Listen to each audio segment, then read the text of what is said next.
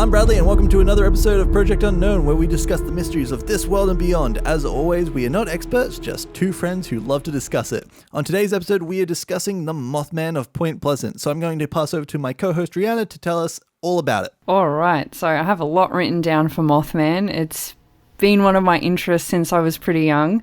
So I'll just get started straight into the mystery. A lot of people have heard of him. He's probably one of the most popular cryptids out there. So a lot of people do know about Mothman. So like he said, he's the Mothman of Point Pleasant. So Point Pleasant is a town in West Virginia in America. And between the dates of November 1966 and November 1967, there were 21 sightings of a bizarre winged creature. So it was only within a year that the sightings in Point Pleasant were happening? Yes. Okay. Yeah, so within a year, just a whole bunch of sightings. So 21 reported sightings. However, upon looking at it further, it turns out that there could have been over 100 sightings, but people were too afraid to come forward. Because people would think that they're insane? Yeah. Okay. Which a lot of people that did report sightings said that they wouldn't have reported them if they were by themselves, but a lot of them were in groups. So they had other people backing up their claims. As you would, like if you're by yourself running around going, there's a Mothman creature stalking, you'd be like, sure there is. Yeah. Exactly. So as to talk about what the Mothman looks like, it was said to have stood about 5 to 7 feet tall, have a 10-foot wingspan and eyes that glow red in the dark. It seemed to fly without flapping its wings, yet could fly extremely fast, keeping pace with cars that were going about 110 k's an hour. So it could fly without flapping its wings. Is that what you said? Yeah. What's the point of the wings then? Scary. To look intimidating. Of course, the normal thing that wings are for. Yeah, exactly. Okay. Because, every time people have seen him, he's always, and in all, the artist interpretations and photos, his wings are always out. Like, he's this big figure with these wings just hanging out. They don't look like they're good for anything, really. I feel like if they're not there to fly or anything like that, wouldn't they just be a hindrance? You'd think so, but maybe we'll figure something out with our theories later. Okay. So, yeah, could keep pace with cars going 110 k's an hour. When it was just standing, though, it seemed to waddle when it walked and also made a sound like a squeaky fan belt. What a scary noise. Like, if you hear a squeaky fan belt coming towards you, you'd just be like, you know what? No. I would be so confused. Yeah, no, I don't like the fact that he sounded like a squeaky fan belt. We'll jump into some of the sightings that was seen around the Point Pleasant area. So the first sighting took place on the 12th of November in 1966 when 5 men who were working in the cemetery, they were digging a grave, claimed to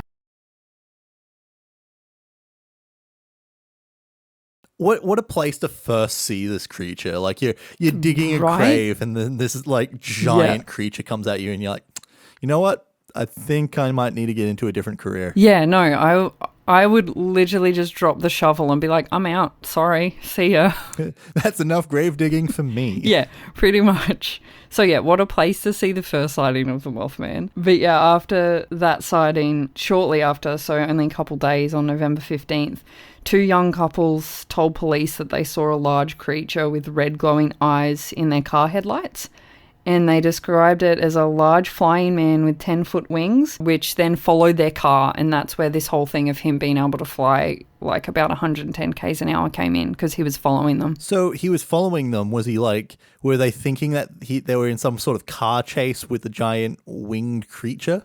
I guess so. We got to outrun him. Yeah. Well, wouldn't you? I would definitely speed up if I saw something ominous and, following my car. Well, as we'll find out throughout these episodes, I'm more of the sort of person that will be like, let's test this out. Yeah. And what is this creature? And I'm definitely the person in, a horror movie that hears a noise and just moves houses.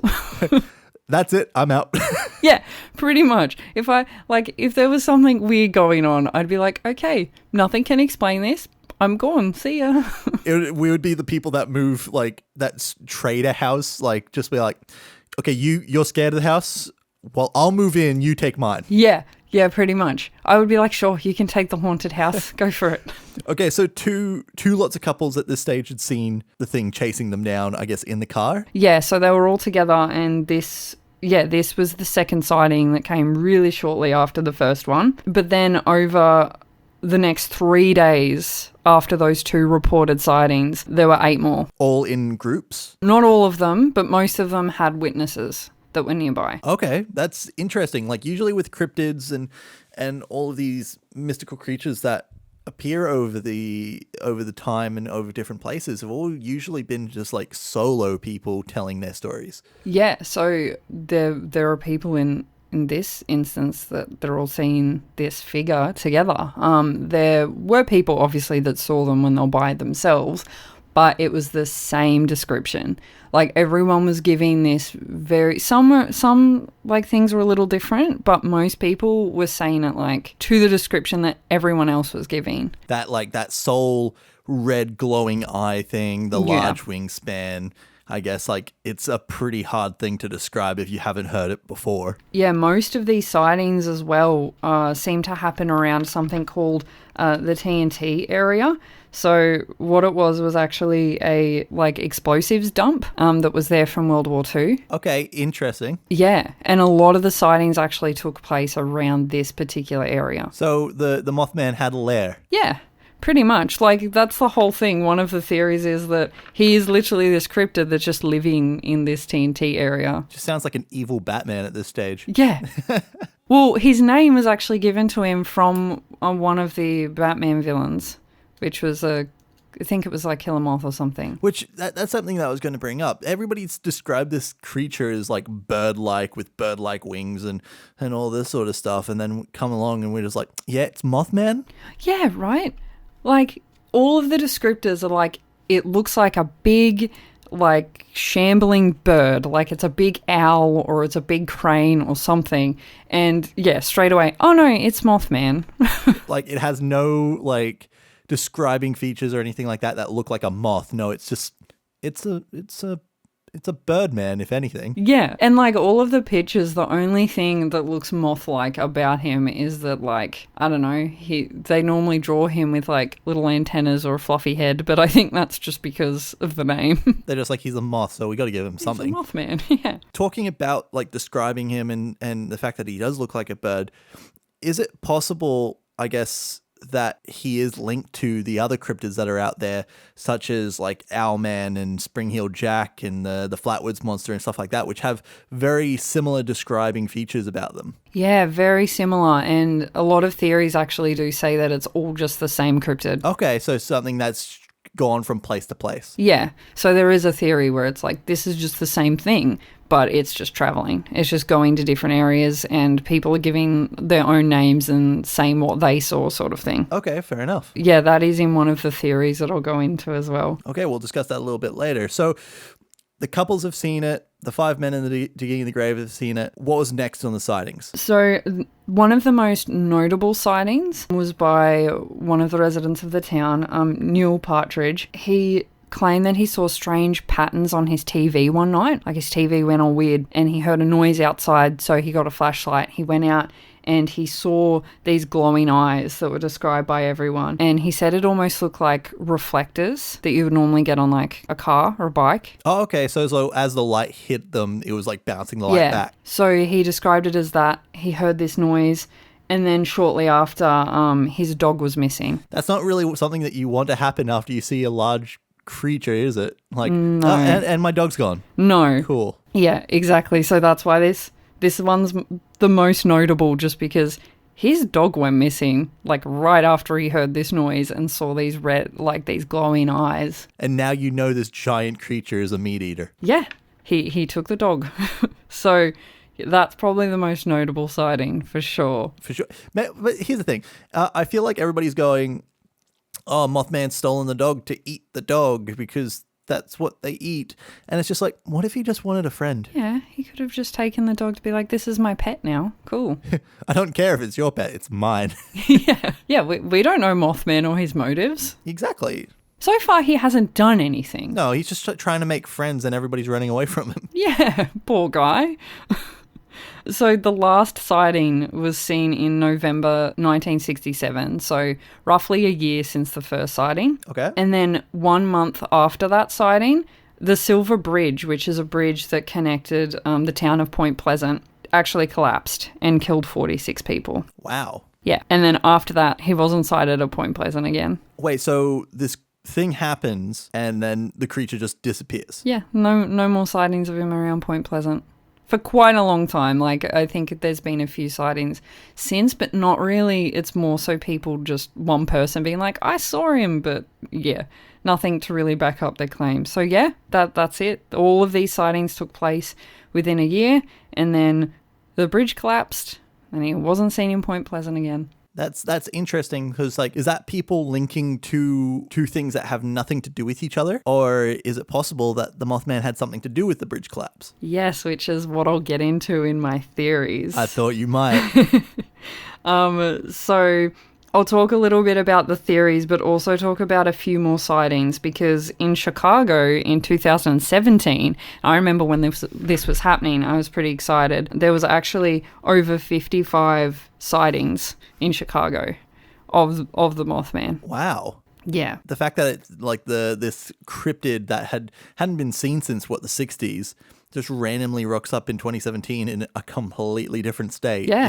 That's quite an interesting travel story, because with cryptids in general, like, they're known to stay in their one place. Like when you think about like Yetis, they're in the Alps. If you think about the Loch Ness Monster, obviously it's in the Loch Ness. They all stay in their singular places. So the fact that this guy or this Mothman or this whatever it is has traveled such a great distance and is now in a completely different spot is quite interesting for a cryptid. Yeah, no, really interesting. And the fact that, like, not only Chicago has reported sightings, there's been sightings in all different towns in the US.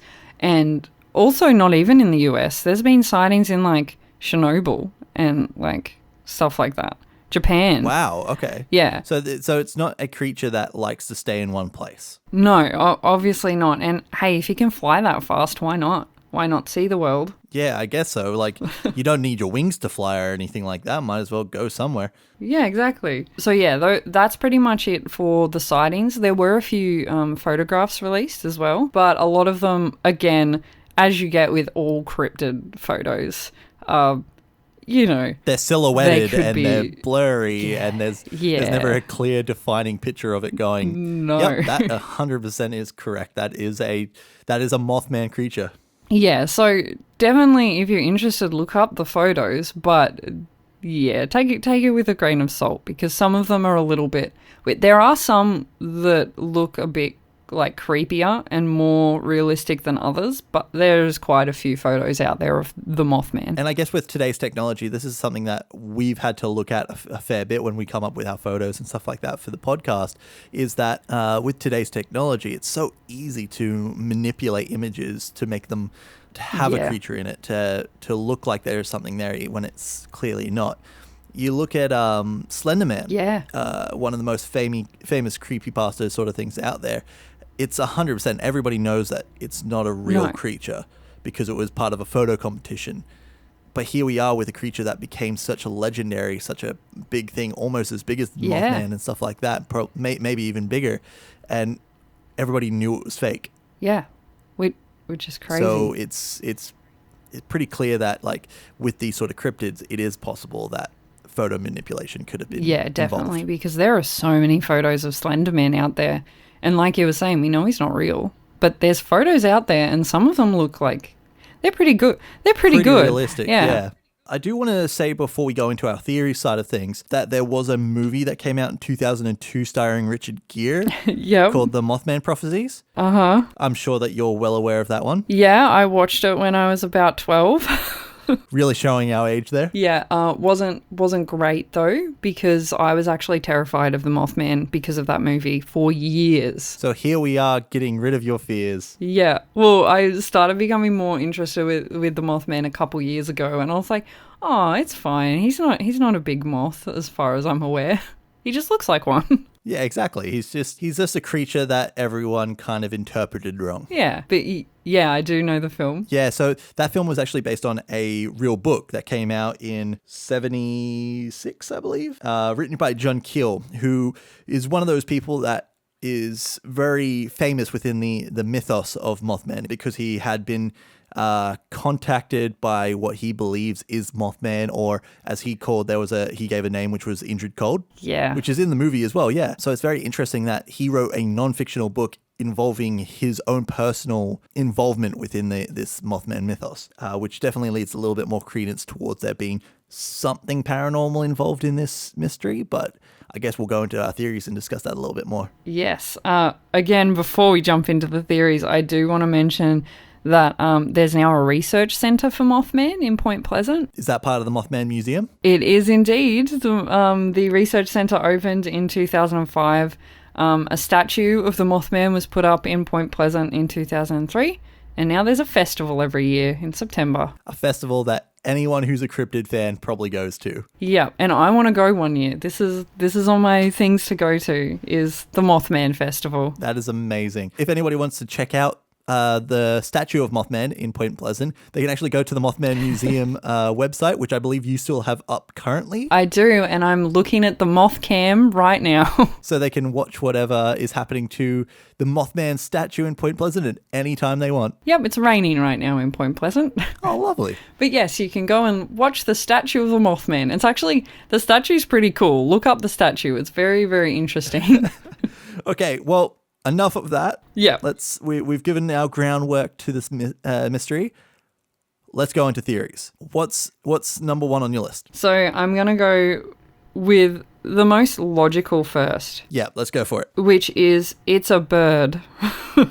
So although this sounds weird, me just being like, it's a bird because of all these sightings, all these weird things happening. But this biologist who noticed the sightings in the newspaper and stuff, only after the first few sightings, was like, oh, that sounds exactly like a sandhill crane. You're talking about Dr. Robert L. Smith? Yes, I am. He was like, this is a sandhill crane. It can be as tall as a man. It has a really big wingspan. It has red under its eyes. It could make a sound that would sound like a squeaky fan belt. Like, it's a sandhill crane. They are migratory birds. They don't live in that area normally, but they will pass through. So they're not known to even stay there, are they? They're no. As they're flying through, they would literally just fly over and they're gone. Yeah, like fly over, maybe stop briefly and then leave. Like, they're a migratory bird. That's what they do. Well, that's confusing then, with it being being around for an entire year. Yeah, which sort of debunks that theory a little bit. But again, animals do weird things. Like, it could be a possibility. Oh, that's the thing with mysteries, though. Anything is a possibility. Yeah, anything's a possibility. Unless there's 100% proof one way or the other, anything is a possibility. No, you're right. But, he was pretty adamant it was a sandhill crane. But then, like, it could also explain why other places in America were seeing this bird. But I haven't really heard about this bird before the Mothman mystery. Has the sandhill crane been seen anywhere else in the world? Because, as we discussed earlier, there's been sightings literally all around the world of Mothman. So most countries do have something that's like similar to a sandhill crane. Our equivalent would almost be a brolga, which is the bird you can find up in the Northern Territory. And they are very tall and they look similar to a sandhill crane. They've got that red around their face. They do make these weird trumpeting sounds, which it's an amazing sound. But so each country would almost have something that's roughly the same thing. Yeah, most countries have large cranes, large water birds, things like that. But yeah, mostly these cranes do hang around North America and apparently Siberia as well. So, it could be a few different species of birds that people are seeing. And to go on to the bird theory a bit more, another theory was saying that it could have been a bird that was actually, like, changed by the toxic materials that were leaking out of the TNT area. Yeah, because you were saying that it was like, what, a munitions factory or a munitions bunker for World War II. If anything's leaking from that area with toxic chemicals or something like that, you look at Chernobyl and you look at different areas where there has been toxins leaking into the environment. There are creatures that then get mutated, not like X-Men mutants or anything like that, but get malformed in the way they grow, causing to just not look exactly what we would perceive as that animal. So with Mothman, I guess if an owl or even a crane, like the sandhill crane, if that was in that area, got mutated and then just grew to a size that wasn't normal for that species, that would definitely lend a little bit more credence to there being a man that also has wings. Yeah. So mutant bird is one of the popular theories. Also, barred owls are also noted as being the potential Mothman. Very, very large owls, yeah. Yeah, but yeah, so birds. Birds is one of the theories. Which goes back to the thing that I complained about earlier, which is, why is it called Mothman? Yeah, again, just someone was like, oh, like that Batman guy from the comics. I'll just name it after that villain. It's fine. It's so weird to me. But anyway, let's continue on to the next theory. Yeah. So I'll quickly go over this theory. Someone was just pulling a really epic prank and basically hiding out in the TNT area, and every now and then would just like dress up as a Mothman. What a prank to pull. Like, yeah.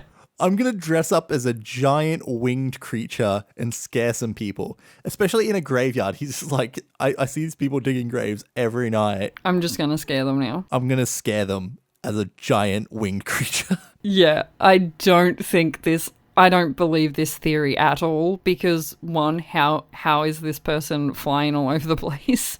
Two, there's been sightings everywhere. Is this just like this awesome ring of pranksters? And also like all the weird stuff that was happening, I don't think they'd be able to pull that off, especially not in the 60s. Well, I guess with it being a prankster sort of thing, if we go down that route of the same thing that we were discussing earlier with Slender Man, it doesn't, like, something can start a mythos. So like the photo started the Slender Man thing. With Mothman, if there was a prankster, maybe he only did the first or second sighting sort of thing. And then from there, people who have heard about it are now just seeing it in any everyday sort of things. They're seeing a large bird and instantly going, oh, it's Mothman. So even though there might have been only one prankster and only did it once or twice, as soon as that mythos begins, it just spreads like wildfire. Yeah, and like, you know, we can talk a lot about paranormal and mysteries and things, but if someone does mention something, the human brain can play tricks. Exactly. It's like seeing a shadow when you're in pitch blackness. Yeah, like, you know, if you watch a scary movie and then you see something move out of the corner of your eye, would you normally see that if you didn't watch that scary movie sort of thing? Like, it's definitely the brain trying to trick you, I think.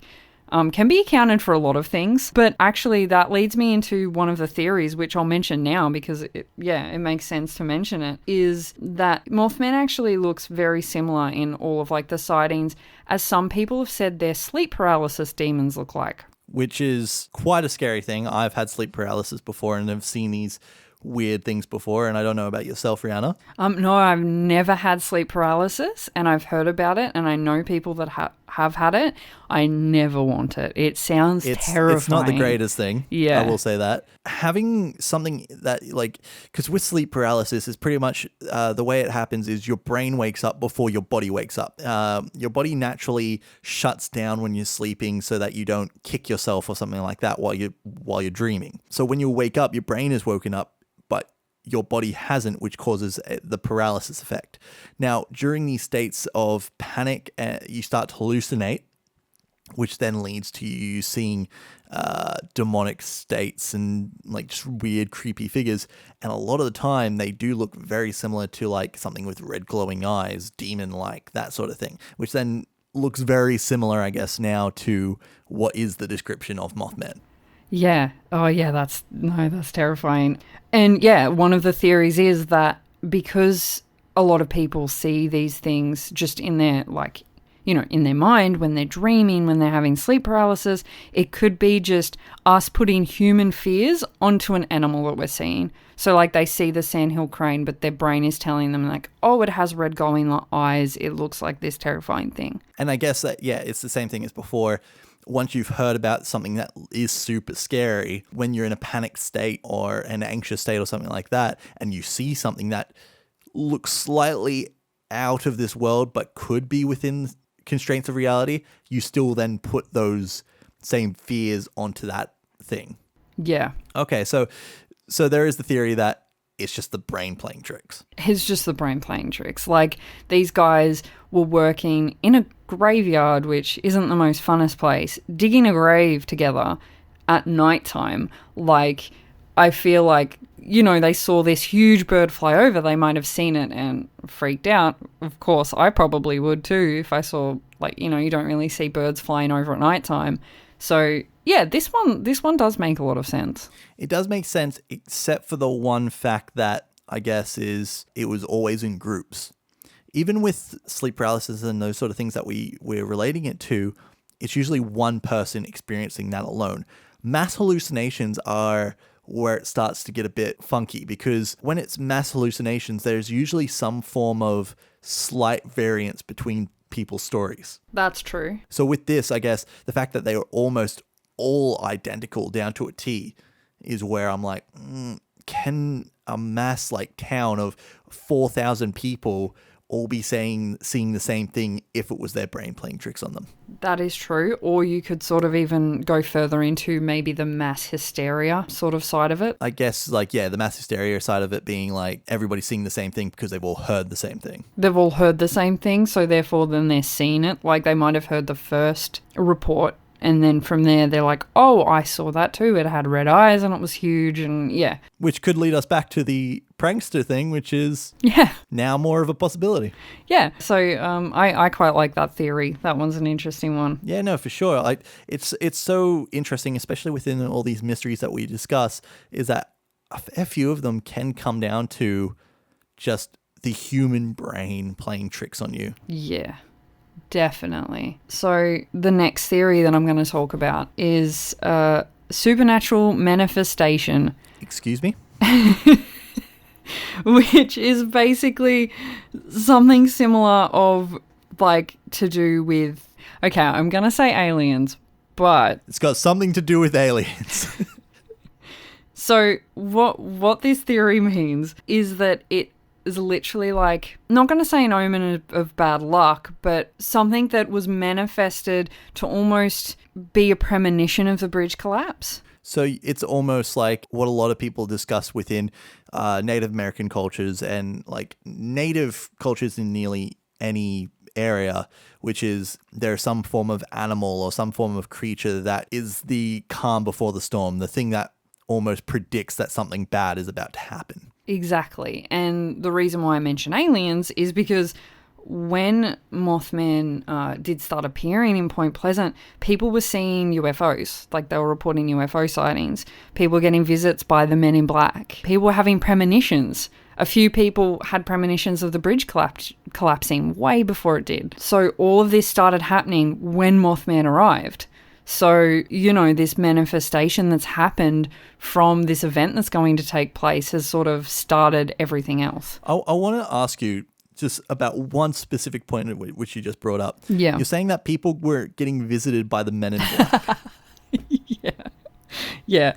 Now, is there actual 100% proof that this was happening? So a lot of the people that reported some Mothman sightings, some people that didn't report Mothman sightings went to the sheriff and reported that they were visited by people in black suits with your classic Men in Black sort of image. I've watched that movie. Yeah. And they have that neuralizer thing that wipes memories. Yeah. So how are they coming across to the sheriff going, yeah, I was visited by those scary, weird suit guys? Well, it was the 60s. Did they have the technology then? Maybe not. If they're hanging out with aliens, I'm sure that they would have. Maybe. Okay. Well, yeah, there were quite a few reports. No names are mentioned, but on pretty much every source I was looking into, it did say that people did report getting visited by these men in black. And also, yeah, a lot of UFO sightings and things, which leads me into the next theory. Okay, what's the next theory? He's an alien. That's the theory. That's it. There's not much else to go on. Is that Mothman is an extraterrestrial being, and the government that's why Men in Black are around, because they're trying to obtain him. And it's crazy. You should read into this theory. It's very interesting. I feel like no matter what we're going to discuss one day, like there's not going to be an episode that hasn't got aliens involved somehow. Well, maybe. But even saying that, that's not my top theory. I've already said my top theory. Interesting. So with it being an alien, that does leave like its shape and its size and all that sort of stuff to be more realistic within that sort of aspect, because we don't know how aliens would grow on a different planet. No. We don't know how they would have to evolve for whatever planet they've come from. It's interesting that one is here on Earth and it's almost stuck here. Yeah. And was for an entire year, and then has come back randomly in 2017 in, did you say Chicago? Yeah, Chicago. It's interesting that there's just literally one. Yeah. So, like, if I guess Point Pleasant is definitely a place where a lot of ufologists and stuff like that do go, because that area just seems to be, just West Virginia and stuff like that, is a very high activity place for UFO sightings, lights in the sky, that sort of thing. So it being an alien is a possibility. Yeah. Like, it could have just been stuck here for a year, very much similar to E.T. from the movie and all that sort of stuff. So having it as an alien is a possibility. Probably not something that I would say is the correct theory, I guess, so much, but definitely a possibility. Yeah, no, I think the only... Oh, no, I've chosen it a few times, but I haven't chosen alien as my number one theory, but it definitely does make sense. My number one theory, I already said it, I believe it was a supernatural manifestation. Okay, so let's talk about supernatural manifestations, just in general. We're talking that, like, a demon's been summoned sort of thing, or are we talking about it could... almost like, the mythological thing from different cultures and stuff like that, where it is a precursor to bad things happening? So it could be either, to be honest. I think that it is just a supernatural entity that is not almost warning, maybe almost like a bad omen sort of thing, that something's going to happen. Okay, because like I guess in Native American culture you would have the Thunderbird. Yeah. And then I think there was another one which is like Garuda, which from the Far East or something like that, which is also a precursor to like bad things happening. Yeah. Both creatures that have very large wingspans and are very large bird-like creatures. So definitely fits within that, I guess that MO of large bird-like creature. Yeah, it does make sense. And that's sort of why I was like, this makes sense that they all started seeing this image. Like everyone was seeing it all around just the town of Point Pleasant. Like that's weird. And then seen everything else, like the UFO sightings, and then the bridge collapse, and then it's never seen again in that area. I guess, that then brings us back to something that we discussed earlier, which is it had been seen in Chernobyl, apparently, before the Chernobyl incident. And it was apparently seen in Moscow before the Russian apartment bombings. And all of these different things. Like, wasn't there a possibility that it was seen before the 9/11 attacks? Yeah, there was something on there. I'm not too sure about the reliability of that source, but there was something there as well. And then also about in Japan before one of the nuclear fallouts happened there too. So it's interesting that before any of these major incidences happen in these different areas, there was apparently sightings of something of Mothman or something similar to Mothman. Yeah, something very similar in that area. Yeah. So that's why this is my number one theory, because it makes a lot of sense. It definitely makes a lot of sense, I guess, in the aspect of that. But then why is there this supernatural being precursing the deaths of many people? Well, that's the thing. You'd probably have to look a little bit more into, like, I don't know, like you're saying, in different cultures and things. So maybe even looking into different cultures and where those sort of started from. And I don't know, I think this is something you could definitely research and look into more. But then it's the whole thing that it is, you know, an omen of bad luck, but it's not a manifestation. It's just a demon. That's also another part of the whole thing. Yeah, see, that it's very much like the angel of death. Something that's just like, Yeah. hey, I'm here because I'm coming to collect some dead people. Yeah, and like that's believable as well. I sort of almost believe that theory. Well, I guess it really comes down to whether we're talking demons or we're talking supernatural manifestations, it really comes down to what religion you base yourself within. Because if you're talking about angel of death, then you're talking more along the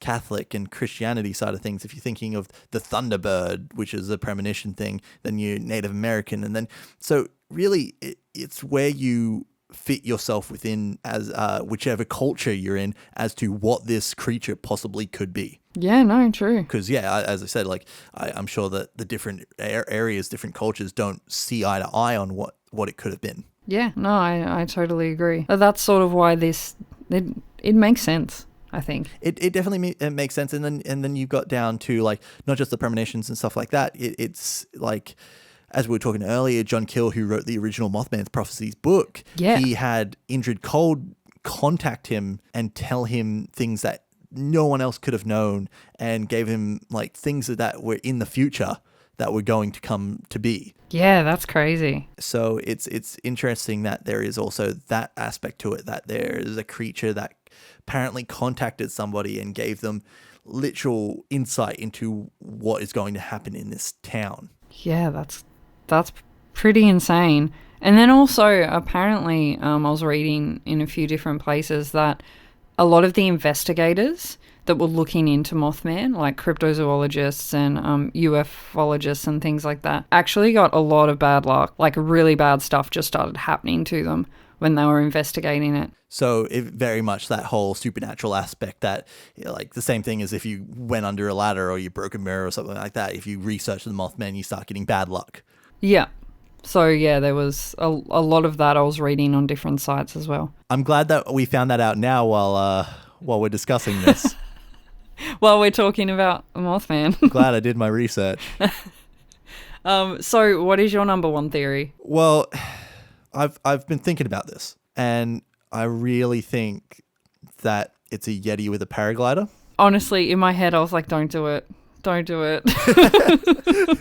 No, what I think it's most likely is, at this stage, is most likely something to do with, like, as we were discussing at the very end there, I'm very similar to you. I believe that it has some form of oncoming of something bad that's going to happen. And whether that's just the human brain, like, pulling stuff together in panic states, like, is seeing something before a bad thing happens, like whether it be the Chernobyl incident or something like that. Like, somebody could have been in a panic state during the incident, saw something and then goes, oh, I saw something before it all happened. And it's like, well, no, you saw it while it was happening. Yeah, okay. So it could be the human brain. It could be supernatural form of it. It could have been someone summoned something that caused... I definitely believe more down the paranormal route in this instance, because there is too much information leading towards that side of things. Yeah. No, I agree. People may disagree with us, and I guess that's why we're here to have this discussion. Yeah, well, we're just discussing sort of what makes sense to us, and yeah, we'd love to hear what makes sense to everyone else, because everyone has different opinions. Like, on the Mary Celeste episode, I was just like, no, it's a curse. It's not on any website. I was just like, that's what I think it is. Exactly. So if anybody wants to comment down below or send us a message, we're happy to listen, and we might even talk about it in a future episode if we come back to this theory. Hey. Yeah, no, definitely. Because this one was really fun for me to discuss and look into, because I was always so terrified of the Mothman, and now sort of looking into it, I was like, oh, it's really interesting. Thank you for sharing all your information with me, Reanna. Yeah, no problem. Thank you for agreeing with me on a theory. For the first time in the entire show. Yeah. Well, okay. Thank you, everybody, for listening. And always remember to keep searching the unknown.